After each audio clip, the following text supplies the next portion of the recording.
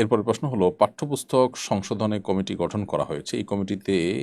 এই কমিটি নিয়ে নানাজন নানান কথা বলছেন। এ বিষয়ে আপনার মন্তব্য কী বা আপনার প্রত্যাশাই বা কী?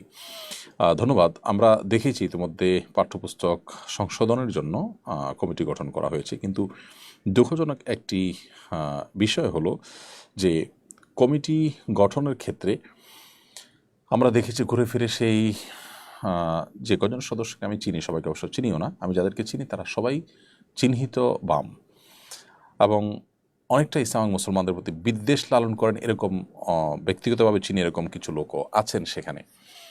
অথচ আমরা জানি যে এই পাঠ্যপুস্তক নিয়ে সবচেয়ে বেশি আপত্তি করেছিলেন ইসলামিস্টরা, ওলামা একরাম, এদেশে ধর্মপ্রাণ সাধারণ এবং সর্বস্তরের মানুষ।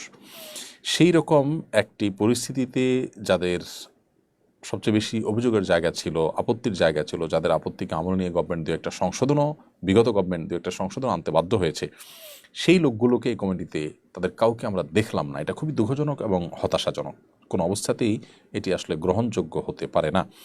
এই কমিটিতে অবশ্যই বেশ কয়েকজন সদস্য রাখা উচিত ছিল যারা মুসলিমদেরকে কোনো না কোনোভাবে নেতৃত্ব দেন এবং মুসলিমদের কাছে যাদের প্রতি আস্থা আছে, যাদের প্রতি মুসলমানদের আস্থা আছে, এরকম মানুষদের রাখা উচিত ছিল।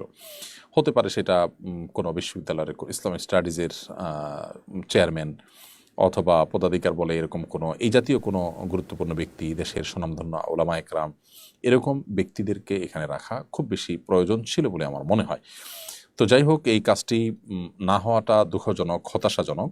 যে কমিটি হয়েছে সেই কমিটিতে এখনও সংশোধন করার সুযোগ বা সেখানে যোগ বিয়োগ করার সুযোগ থেকে থাকলে সেখানে আমি উদাত্ত আহ্বান করব যে ওলামা একরাম এবং সাধারণ মুসলমানদের কাছে আস্থাভাজন বা ইসলামী জ্ঞানের আলোকে সমৃদ্ধ এরকম মানুষদেরকে যেন সেখানে সংযুক্ত করা হয়। সেই সাথে আমার আরেকটি আহ্বান থাকবে যে এই কমিটি যেন গণমানুষের যে চিন্তা ভাবনা সেটা যেন তারা তাদের সিদ্ধান্তের মাধ্যমে সেটার প্রতি যেন শ্রদ্ধা তারা জানান এবং গণমানুষের আকাঙ্ক্ষার প্রতিফলন জনসাধারণ তাদের এই সিদ্ধান্তে, এই কমিটির সিদ্ধান্তে যেন আসে। তারা সংস্কারের নামে যেন দায়সারা সংস্কার না করেন।